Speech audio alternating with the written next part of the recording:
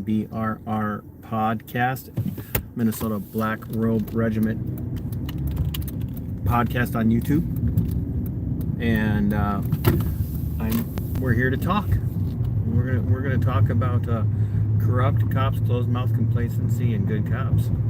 And I hope you guys will share this out while we're stalling a little bit to give a chance for the audience to join up. I know that I didn't give a lot of notice for this one, but this is a topic that's been on my mind for a better part of a week and a half, and it's been sparked by some social media conversations that I've been having, and I thought I'd have those conversations with you guys here for a Drive Time Dialectic, because gosh darn it, they're fun. And not only that, they're interesting because I tend to get a lot of people chiming in. So hey, if you haven't yet subscribed to the channel, please do. And if you haven't yet shared, please do that as well. I can use the bump in the algorithm, if you will. Jugalasses, thanks for being here. As always, Sarah, thanks for being here. And as you guys know, I do the Drive Time Dialectic, and I don't drive distracted. So if I don't see you guys chatting, not much I can do about that. So that's where we're at. One of these days, I'll manage to schedule an impromptu live from home, and we will call it the dining room dialectic or something. I don't know, but yeah. So for those of you that have subscribed, those of you that are following me and getting notifications, I would really appreciate it if you haven't yet to head over to the membership. There's a little button down there that says join. Join the membership community. It's very helpful. I like when you talk while you're making dinner. Well, I've got one of those coming up, I think, this weekend, Sarah, so I think you'll enjoy it. But we'll see. We'll see how it goes. But, yeah, join memberships, please. We really appreciate it. And you see, Jugalasses is a member and a moderator, and I really appreciate what he does. He tends to grab links for me, and every once in a while I'll get some of the others that come in, like a Veterans Affairs Media. And if you haven't yet, when you see somebody in the channel and your interest is sparked, please follow them, because everybody on my channel has some very interesting things to say. Some of them have content and some don't, but it's always nice to see them when out there and interacting, and you'll get to know each other. That's why we have a community, and that's what we have memberships for. And memberships help me keep things afloat. And boy, Lord knows I need help keeping things afloat these days. So, anywho, shall we progress? So, I'm going to start by leading in with a topic of conversation that has been on everybody's mind since Saturday of last week. And I guess I can't say it's been on everybody's mind, but I'd be hard-pressed to find somebody that hasn't been talking a little bit about the attempt on Donald Trump's life on Saturday. Now, the reason why I'm bringing this up, why I'm talking about it in relation to this topic, is because of the infighting that's happening in the conversation between the different agencies involved with the protection aspect of the event on Saturday. So you've got the director of the Secret Service, Cheadle, throwing local law enforcement under the bus. You've got local law enforcement throwing Cheadle under the bus, and the Secret Service as a whole. And some people are like, well, why on earth would local law enforcement group be involved in security at an event involving a president or former president or a strong presidential candidate? What's the point of that? Why are they there? And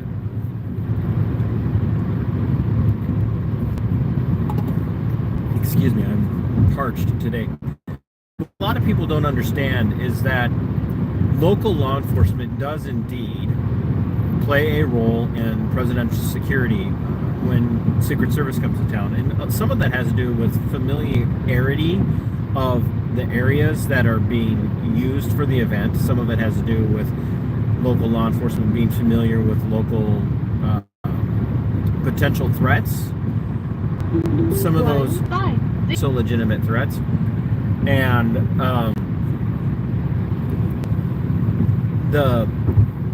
sorry about the phone ringing and interrupting. I didn't think that would happen. But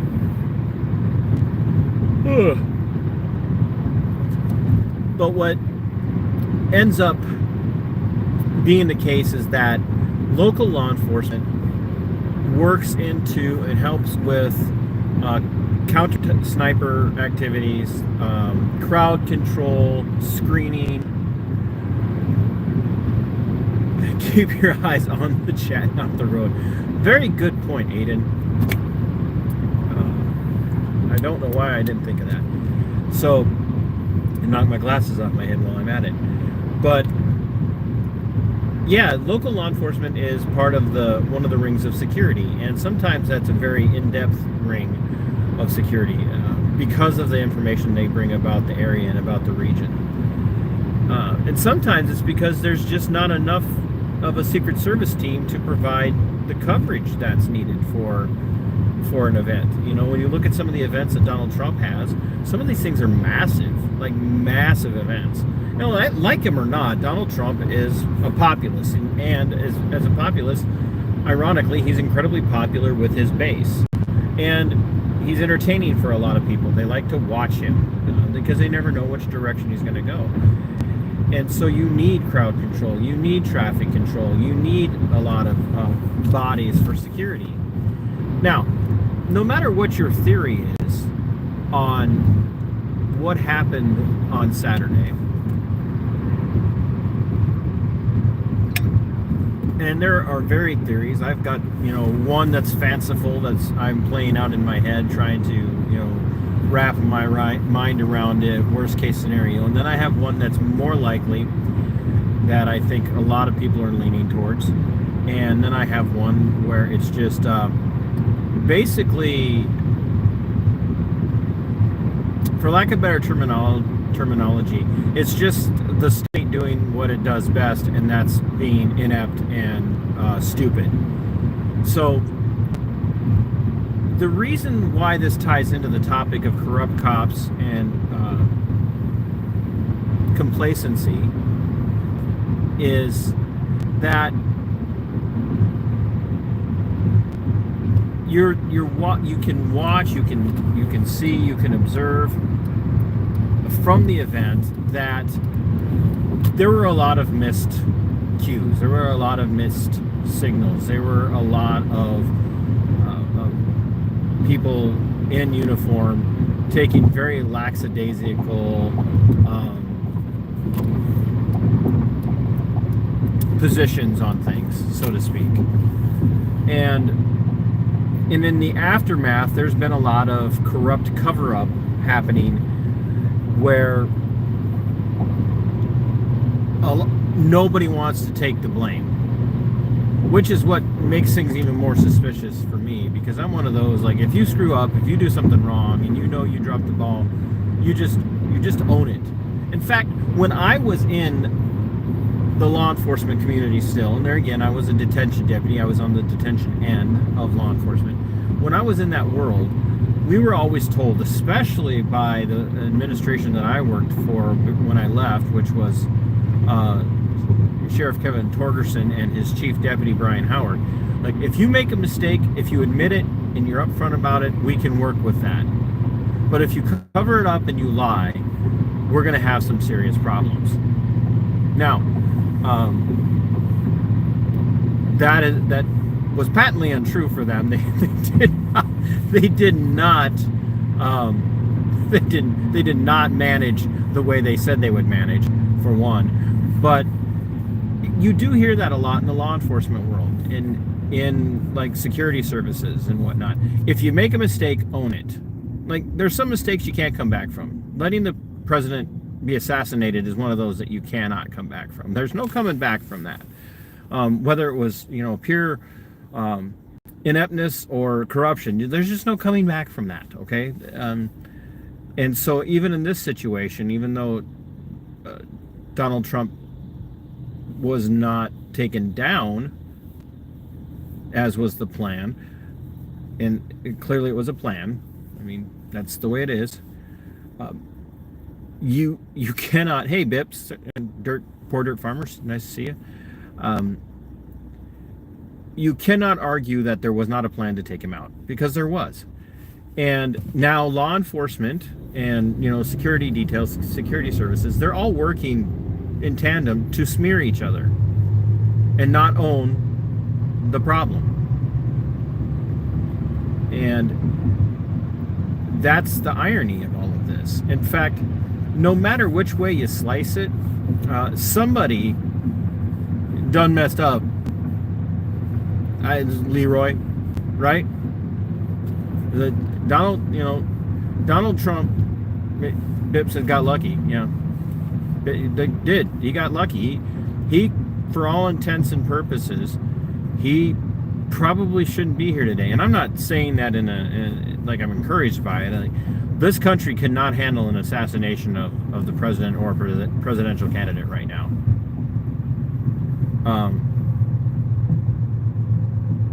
It's not. We are not in a place where we can handle it, and we're definitely not in a place where we can afford to see our public servants, our protected serve crowd, treating the situation the way they are, blaming everybody else but themselves.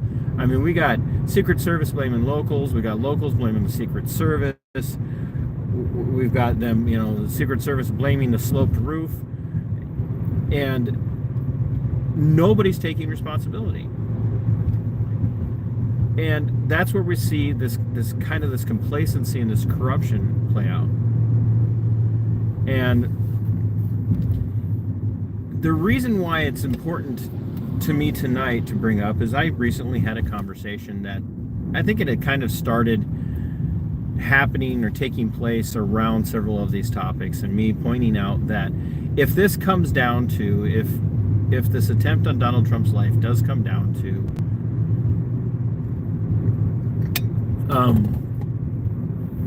it being corruption, which we're probably never going to find out, right?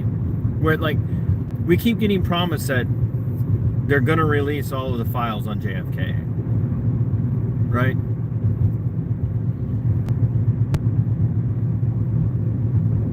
And it's so fundamentally true that we're probably never going to get the answer to what happened on Saturday at the Trump event. And because the government just likes to cover everything up. It's what's everybody in the accountability community, whether it be auditors or observers or people like me that do commentary predominantly, we tell everybody constantly that we here at such and such agency, or we here at such and such police department or sheriff's office, we've investigated ourselves, and we found in the course of our investigation into ourselves that we did nothing wrong, and we're here to report. We're not at fault. And that's what we're dealing with here. We're in a situation where fundamentally we're never going to know, and if they do release anything, it's going to come down to we didn't do anything wrong. And that's where the conversation started. And so then I was observing a local police department, the Rochester, Minnesota Police Department, and they're putting out their propaganda, all their pictures of all these great fun community events that they do. And in one of the pictures was an officer from the Rochester Police Department who took a report from my friend Chase Johnston, Hard Road TV, by the way. If you haven't yet, check him out. He's a former, not ex, not a current. He's a former convict who is reforming his life, and he's telling life stories now of other people who are changing their lives coming out of the criminal justice system. So check out Hard Road TV on YouTube. He's got phenomenal. He has a phenomenal story to tell about himself and others. So check it out. But, you know, when Chase was doing child predator stings and putting his content out on YouTube, one of the people that he caught was Deputy Matt Adamson from the Olmsted County Sheriff's Office. And many of you have heard this story before, so I'm going to kind of cut to the chase. Get what I did there? Cut to the chase. So when he caught him, he got the video. He had screen grabs from his chats back and forth with Deputy Matt Adamson, and he asked me if I could help him identify the guy because he was pretty sure he knew who it was. And as soon as he showed me the pictures, I said, "Oh yeah, that's Deputy Matt Adamson. What you need to do is you need to turn this over to the Rochester Police Department, not to the Olmsted County Sheriff's Office. You need to take this directly to the Rochester Police Department, and you need to report this to authorities immediately." And that's what he did. In May of 2022, he turned that in. And the officer in this picture is the officer that Chase made the report to. And ultimately, the decision was made by the Rochester Police Department that there was no reason to pursue it, and it was not something they could pursue because the evidence came from Chase, and they didn't gather the evidence themselves. So, I mean, why they ever ask for help identifying criminals, I don't know, but they do it all the time. Can you help us identify? Can you help us locate this person? But Chase gave it to them and let it go. He let it go. He didn't, you know, beat on their door every day of the week for the next, you know, year and a half, demanding answers. But we do know now that Deputy Matt Adamson of the Olmsted County Sheriff's Office was indeed sexually assaulting and victimizing underage girls. And he did it for a year and a half after the police department was made aware. And we know that the sheriff of Olmsted County, Deputy Adamson's boss, Kevin Torgerson, did indeed receive the information about Deputy Adamson's conduct. So when the story broke about Adamson being caught by the Minnesota Bureau of Criminal Apprehension in an accidental way through a sting, I had Chase on and interviewed him, and we talked about his experience. We talked about the fact that he continued to do predator stings, and we talked about the reality that ultimately charged himself with a felony crime for doing a sting on an individual who had been previously convicted of molesting underage boy and was attempting to meet with what he believed was an underage boy. And the officer in the picture, by all accounts, the one that Chase made his initial report about Deputy Adamson to, by all accounts, that officer is a very nice guy. He's a good LEO. You know, a LEO is a law enforcement officer.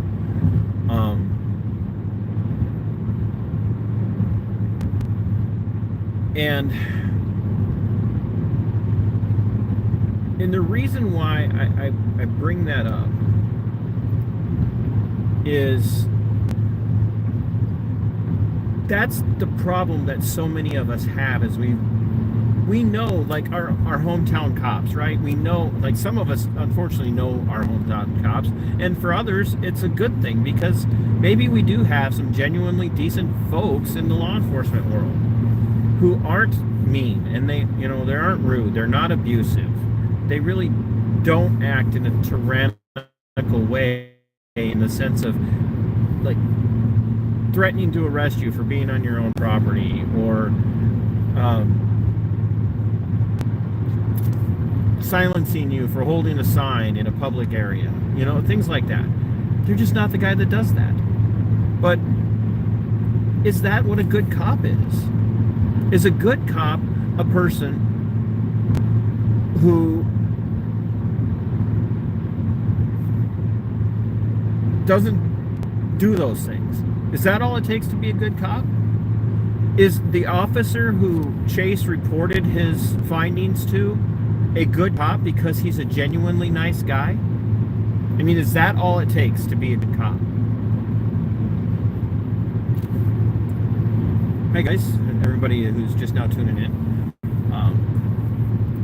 And if all it takes to be a good cop is to not be mean, to not be abusive, then I think we got a really low standard for being a good cop. And in fact, there's any standard at all for what a good cop is.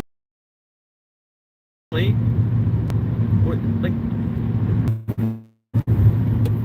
sorry, I don't know what happened. I have a lot of former detainees that I used to deal with on a very regular basis. Tell me that have come up to me after I'm gone from the sheriff's office now, who've come up to me and said, "Man, you were always so nice to us. You were always, fair. I mean, you were hard. You held people accountable, but you were always nice." And I want to look at them and go, but did that make me a good deputy? Was I a good deputy? Was I a good, what some people call a good cop? Like, I hope that what made me good was more than that. Because you could be a nice guy and still be corrupt. I think we have this vision in our heads. We build up this image in our minds that to be corrupt, you're the guy who, literally looks like a caricature of like Satan, right?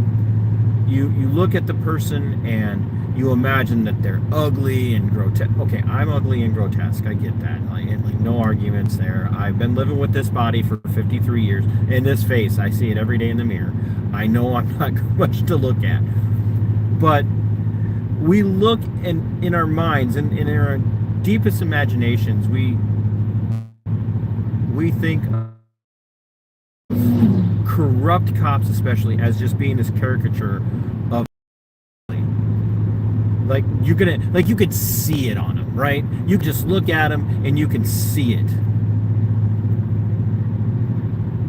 And I'll tell you from experience, sometimes the nicest people in the world are the dirtiest.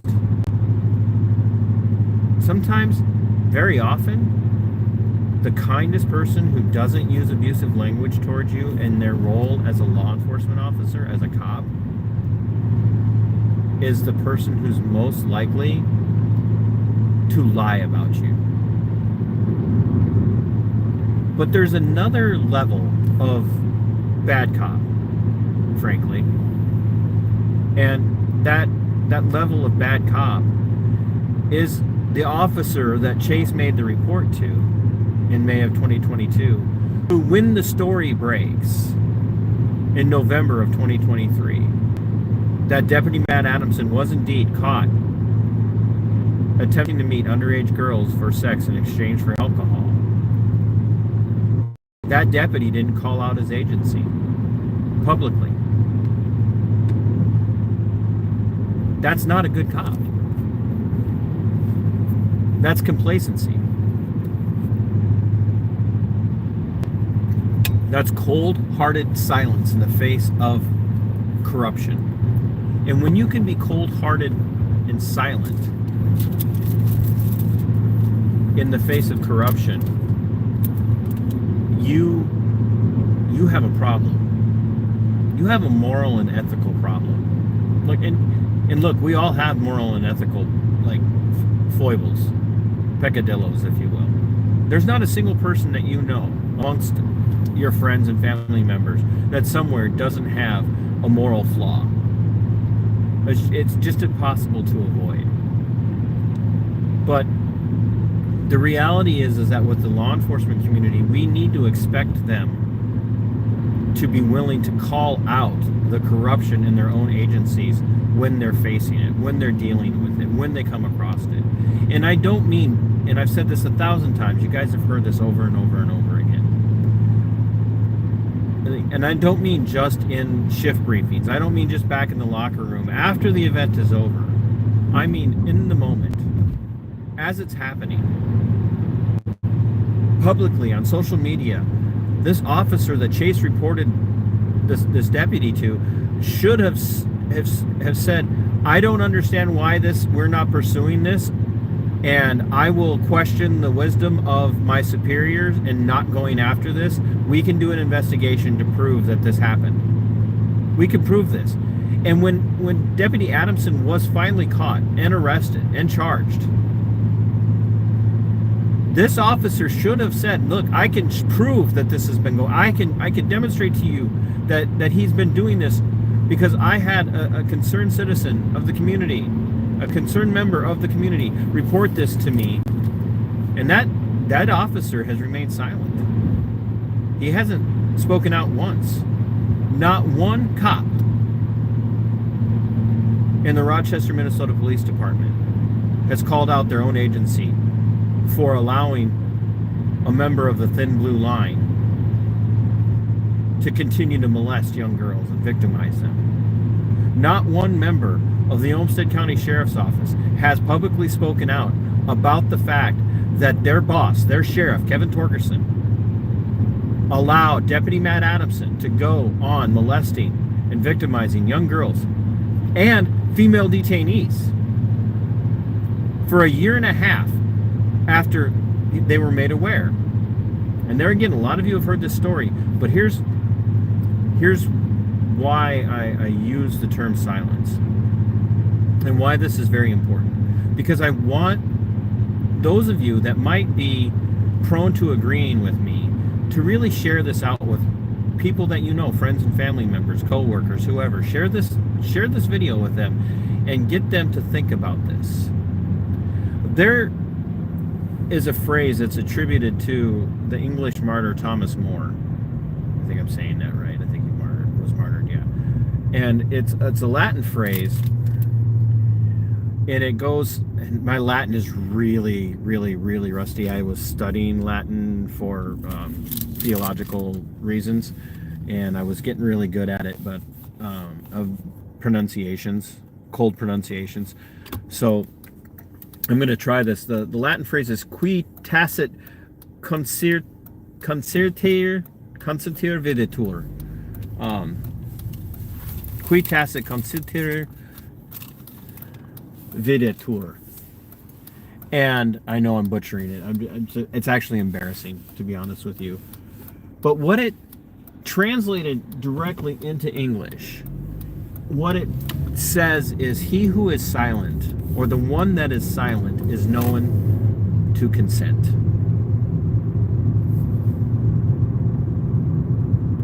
And that's like, it's emotional to me. It's not enough to not take part in the wrongdoing. It's not enough to say that you never took part in abusing someone. It's not enough to say,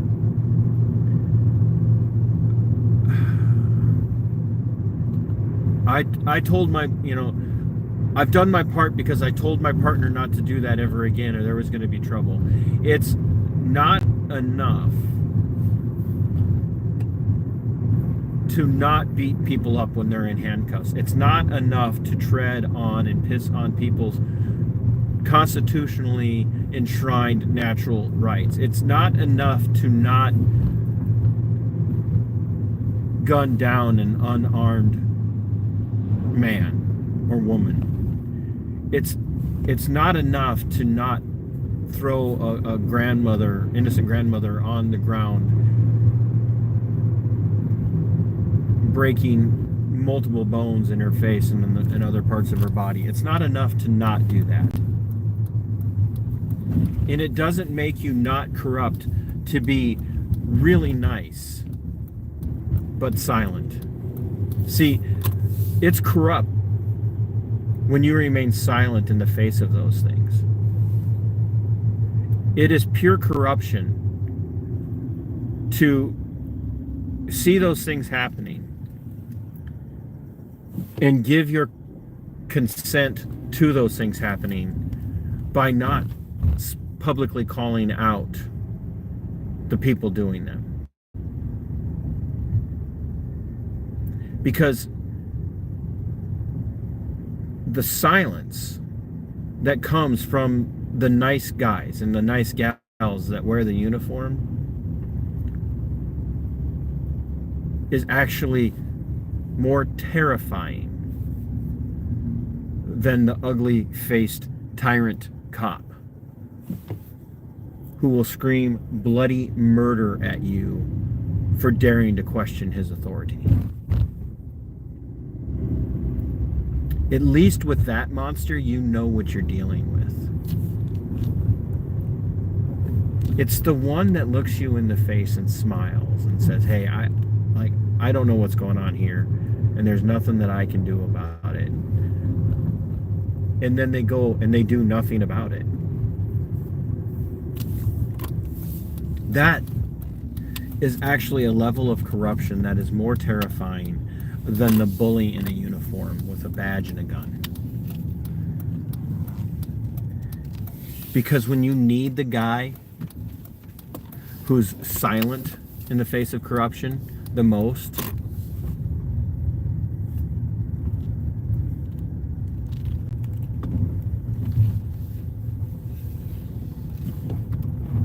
when you need them the most, they won't get your back. They'll back up their corrupt partners because they're more terrified of the corruption they're immersed in than they are terrified of losing their ethics and their morality.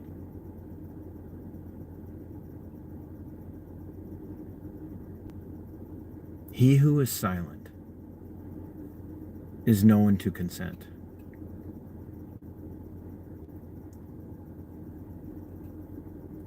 Every single cop that you know that refuses to speak out when something corrupt takes place in their agency, in their department, in their sheriff's office, in their detention center, in their Secret Service assignment, in their state patrol, every one that remains silent, every one that doesn't speak out, they're not a good cop. They're corrupt. See, it's not absolute power that corrupts absolutely. It's comfort and ease that corrupts. And that should be a challenge to all of us. Do we not speak out because we enjoy our comfort and our ease? And there's nothing more dangerous than a cop that's willing to cover up corruption by remaining silently complacent in the face of it.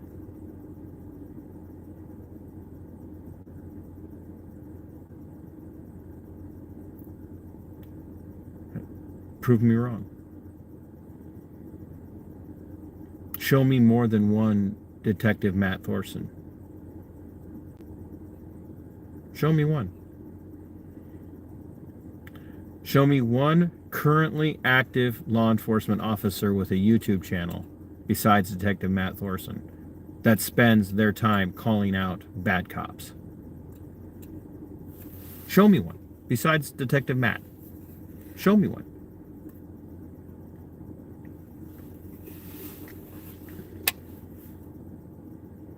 Show me one former cop. I shouldn't say that. Show me a large amount of former cops, because there are some out there who are former members of the law enforcement world who will call out bad cops.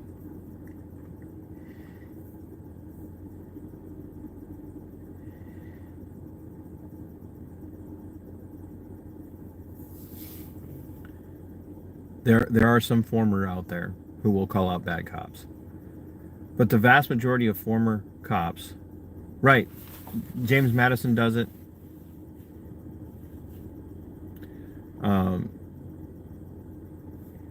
James Madison does a great job with it. I don't know Twisted Luck, so thanks for sharing that one. So there are some out there, but the vast majority of former cops with YouTube channels and social media platforms, Brandon Tatum, Donut Operator, they're back to blue at all costs. You can't show them a corrupt cop. And when you do show them a corrupt cop, they'll make excuses for him. James Madison doesn't. And Detective Matt Thorson is an active cop, and he calls out dirty cops all the time.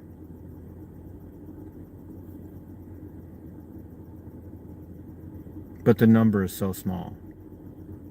And I will tell you that the vast majority, 98%, 98% of the cops that you're going to run into probably will have a smile on their face and never utter a word to challenge the corruption in their own agencies or in their partners or in the people they work with on a daily basis when they see it.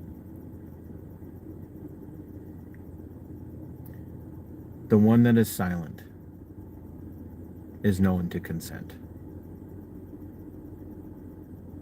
Just memorize that phrase. The one that is silent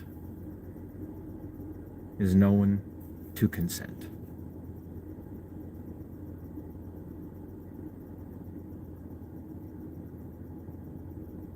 And that's a hard truth for me because I have a lot of friends that are cops. Well, I used to have a lot of friends that were cops.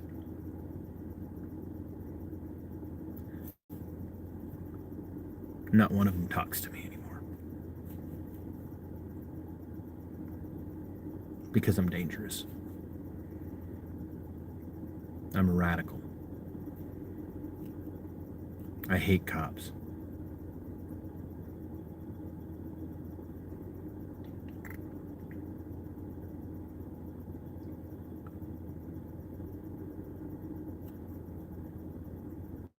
It's not that I hate them. I just refuse to be silent. Because I don't consent.